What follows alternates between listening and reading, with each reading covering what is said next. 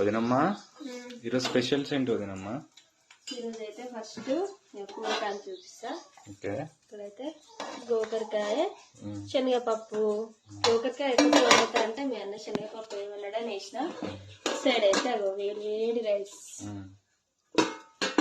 నా కోసం fluffy omelette. ఇంత బాగా వచ్చింది కదా? నా కోసమేనా?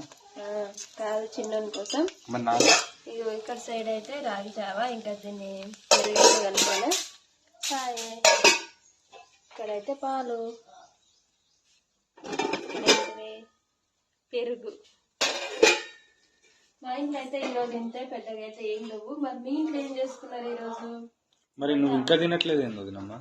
తింటా, కొంచెం నాకైతే ఫీవర్ వస్తున్నట్టు అనిపిస్తుంది. అన్నం కూడా తినాలనిపిస్తలేదు. ఆమ్లెట్ అయితే రెడీ అయిపోయింది. కన్నయ్య గురించి నాటుకోడి గుడ్లు వేసి చేస్తుంది నేనైతే.